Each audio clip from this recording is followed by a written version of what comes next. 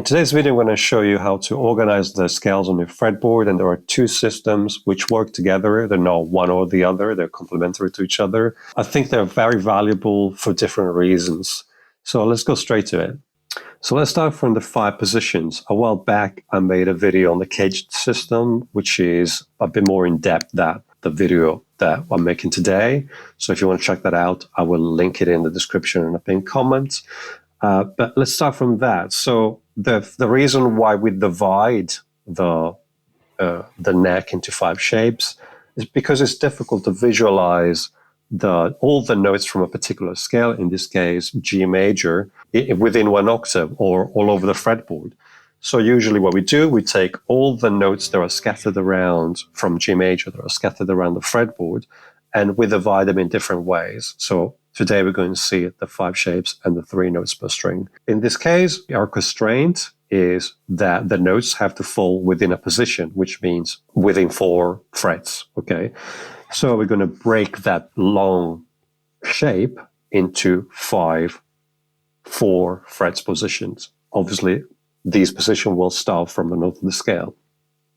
So these are the positions, these are the shapes.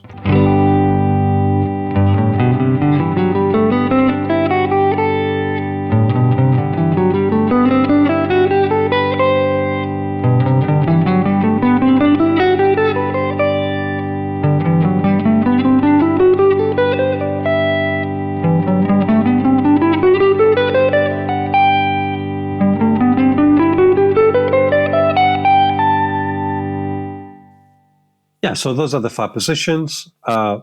People tend to start, by learning these so that they get used to transposing the scale and find it on the fretboard.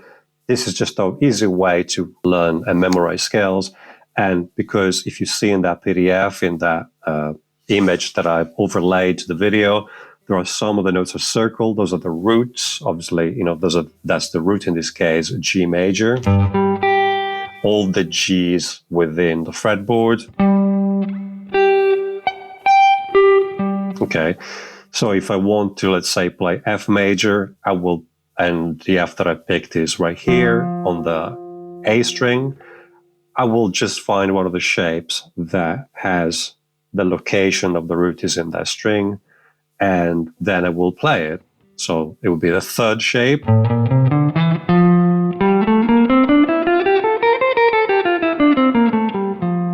Or the 4th shape.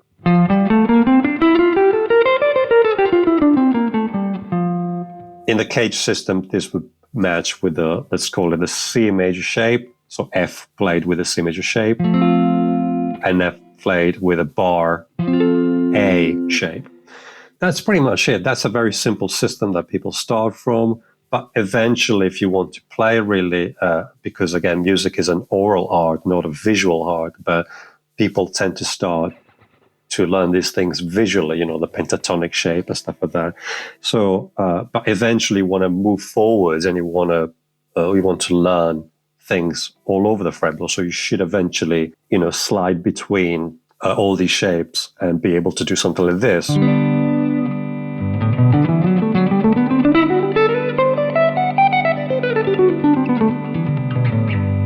So just be able to connect all the shapes and really just play a scale that is continuous and go back and forth. Again, I did it in the key of G in this example. The good thing about this is that visually speaking, if you wanted to improvise, you can really find a lot of the more, let's call them like R&B phrases.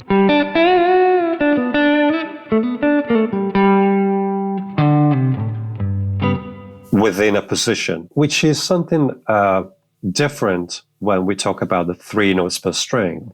The 3 notes per string has more of a technical, let's call it, starting point, because the constraints in organizing the scale or the notes from the scale on the fretboard is that I need to have 3 notes per string, and that's it. So in this case, you have 7 shapes, not 5. So my constraints before was just all the notes in position. So it didn't really matter what note of the scale I was starting from. It was just the amount of notes in that chunk of the fretboard. Where now I need to start from every note of the scale. Every note of the scale will have its own shape. So if I play the shapes,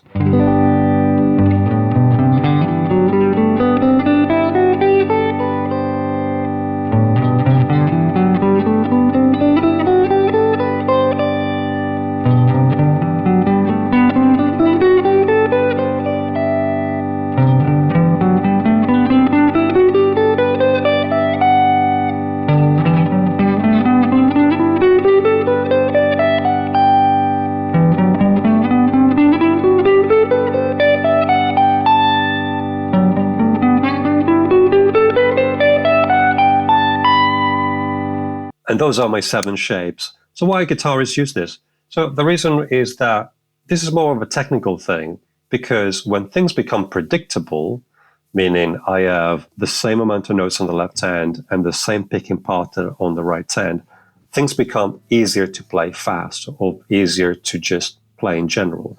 Obviously, I'm going to have patterns or licks that are a bit more predictable. I wouldn't say they might be as musical as maybe just free flow. But in terms of like fleshy stuff, this is the way to go. If you think of guitarists like Paul Gilbert, where he does a lot of that, that repeating, or examples like Joe Satriani, where you have a lot of legato runs, where you have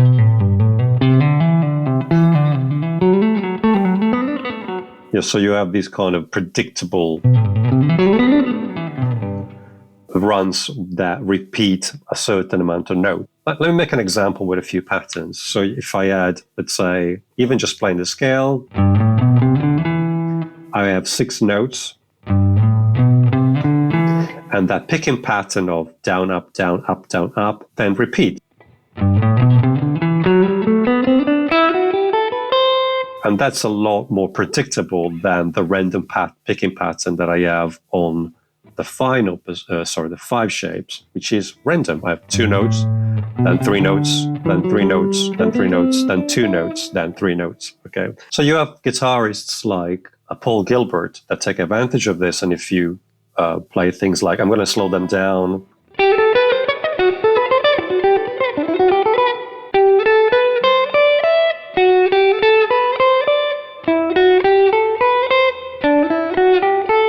you can see that my right hand is always doing that 6 strokes pattern. Another example is that Joe Satriani, where you have those legato runs, where he plays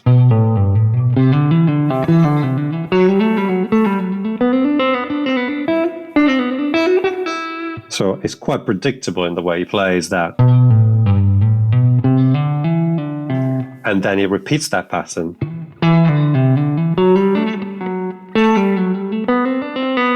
Obviously, with overdrive and distortion, that becomes a lot smoother. There's a lot more compression, so to speak. Another example with the 3 note per strings is sweep picking or economy picking, where you have that pattern of down, up, down, down. So when you change string, you don't change picking direction.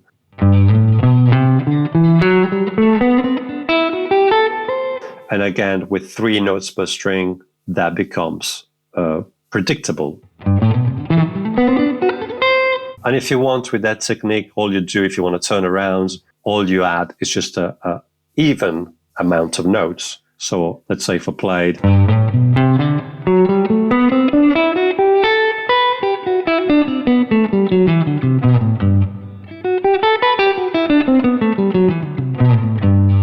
so you can see, to turn around, I played 2 notes on the top string, and then you revert, to reverse the picking pattern.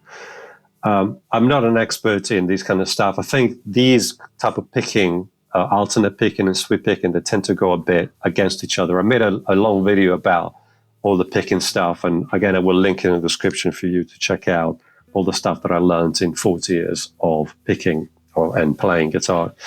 But mainly, as I said, the difference between the two, and again, these are systems that work together. There isn't one way of playing guitar. Because guitarists have come up with their own specialty way of playing. Let's say if you're playing 80s rock, you will definitely have to learn the 3 note per string idea.